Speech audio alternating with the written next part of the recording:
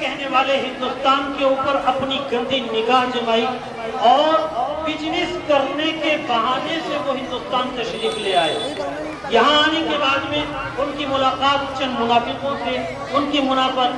ملاقات چند دوغلے قسم کے لوگوں سے ہوئی، اور ان کی مدد سے انہوں نے رفتہ رفتہ کونا کونا شہر شہر ہندوستان کا اپنی غلامی کی زنجیروں میں جکڑنا شروع کر دیا۔ لیکن اللہ کا بڑا فضل و کرم ہوا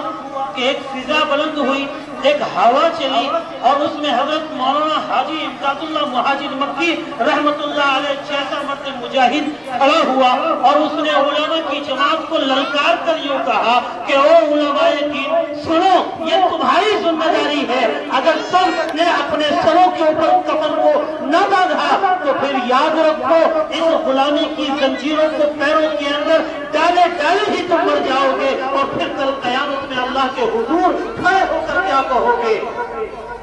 حضرت مولانا حسین احمد مدنی، حضرت جانی شہید رحمت اللہ علیہ، اور ایک نہیں سینکڑوں علماء ان کے ہاتھ کو بیعت کرتے ہیں اور یوں کہتے ہیں حضرت حاجی امداد اللہ صاحب آپ جو حکم دیں گے ہم اس کو کرنے کے لیے تیار ہیں۔ ایک تدبیر بنائی گئی، ایک منصوبہ تیار کیا گیا کہ آخر کار اس حب الوطنی کو کیسے ظاہر کیا جائے۔ جس ملک کے اندر ہم رہ رہے ہیں، جس ملک سے ہمیں محبت کرنے کا حکم دیا گیا ہے، آخر اس کو اب باطلوں کی ایک چنگل سے کیسے آزاد کرایا جائے۔ انہوں نے ایک تنظیم بنائی، ایک تدبیر بنائی، دارالعلوم دیوبند کا وجود رکھا، دارالعلوم کو قائم کیا گیا، اور پھر وہاں سے جنگ آزادی کی فضا کو بلند کیا گیا۔ نعرہ تکبیر، نعرہ تکبیر، علماء دیوبند زندہ باد، علماء دیوبند زندہ باد، مدارس اسلامیہ زندہ باد، مولانا محمود الحسن صاحب، شیخ الاسلام حسین احمد مدنی زندہ باد، مدارس اسلامیہ، مفتی عبدالحادی صاحب زندہ باد۔ علماء کرام نے اپنے سر سے کفن باندھا اور انگریز کی فوجوں سے جا کر نہتے ایسے ہی ٹکرانے لگے، اور انگریز کی آنکھوں میں آنکھیں ڈال کر کہنا شروع کر دیا کہ اگر آپ کو ہندوستان کے اندر رہنا ہے تو پھر اس طریقے پر رہنا ہوگا جو ہندوستان کے باشندے، ہندوستان کے اندر رہنے والے لوگ آپ کے لیے حد بندی قائم کریں گے، ان حدود کے دائرے میں آپ کو رہ کر ہندوستان میں رہنا پڑے گا، یہاں نظام ہمارا چلے گا، حکومت ہماری ہوگی، یہاں کا چپا چپا آزاد ہوگا، آپ اس کے اوپر حکمران نہیں ہو سکتے۔ انگریزوں کے لیے جو طاقت کے نشے کے اندر چور تھا، اتنا سننا تھا کہ اس کی آنکھوں کے اندر خون بنایا، اور اس نے پھر کہا کہ یہی علماء ہیں، اگر ان کے پیروں کے اندر بیڑیاں نہ ڈالی گئی اور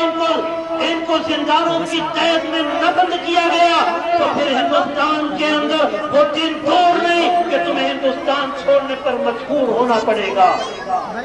لہذا اس نے اپنی طاقت کا مظاہرہ کیا۔ انگریزی رائٹر مصنف اپنی کتاب کے اندر لکھتا ہے کہ ہمیں یاد ہے کہ ہم نے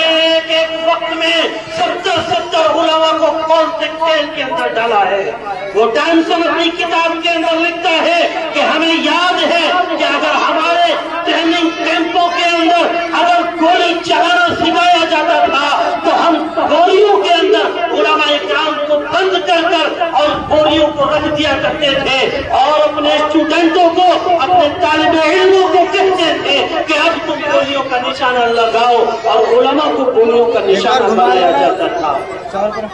مالٹا کی جیل، کالے پانی کی جیلوں سے آپ جا کر معلوم کریں، یہ گواہ ہے، یہ شاہد ہے، وہاں کی دیوار سے آج بھی ہمارے اکابرین کا خون چمکتا ہوا آپ کو نظر آئے گا۔ یہ لوگ راجندوری کہتے ہیں جو آج صاحب مسند ہے کل نہیں ہوں گے، جو آج صاحب مسند ہے کل نہیں ہوں گے، کرایہ دار ہے، ذاتی مکان تھوڑی ہے، سبھی کا خون شامل ہے، یہاں کی مٹی میں کسی کے باپ کا ہندوستان تھوڑا ہی ہے۔ میرے عزیز ساتھیوں اور میرے طلبہ اور طالباتوں، یہ آج جو ہم 76واں سال یوم آزادی کا منا رہے ہیں، فخر کے ساتھ منا رہے ہیں۔ کیوں؟ اس لیے کہ ہمارے اکابر نے، ہمارے اسلاف نے، ہمارے بڑوں نے، ہمارے علماء نے اپنی جانوں کا نذرانہ پیش کر کر آج ہمیں یہ یوم آزادی منانے کا ہمیں شرف بخشا ہے، یہ موقع فراہم کیا ہے۔ اگر وہ اپنی جانوں پر نہ کھیلتے، وہ اپنی جانوں کو قربان نہ کرتے، تو آج ہم پھر کسی نہ کسی کی غلامی کی زنجیر اپنے قدموں میں ڈال کر غلامی کی زندگی بسر کر رہے ہوتے اور آزادانہ طریقے سے اس یوم آزادی کو نہ منا رہے ہوتے، جشن آزادی کو نہ منا رہے ہوتے۔ یہ ہمارے اکابرین اور ہمارے اسلاف کا وہ کردار ہمیں بار بار ہر سال آ کر یاد دلاتا ہے، جنہوں نے اپنی جانوں کی پرواہ نہ کر کر، اپنے بچوں کی، اپنی بیویوں کی پرواہ نہ کر کر اور اپنے سروں میں کفن باندھ کر ہمارے لیے آزادی کے راستے ہموار کیے ہیں۔ میرے عزیز ساتھیوں، میرے بھائیوں، یہ آزادی کا حکم، یہ آزادی کا حکم، یہ صرف ہمارے اکابرین سے یا ہندوستان کی تاریخ سے یا ان سے 76 سال سے نہیں ملتا، بلکہ مجھے وہ دن یاد آتا ہے کہ جب میرے آقا، آپ کے نبی، میرے نبی جناب محمد رسول اللہ صلی اللہ علیہ وسلم کے لیے کفار مکہ اس زمین کو اتنی تنگ کر دیتے ہیں، اس زمین کو اتنی مشکل بنا دیتے ہیں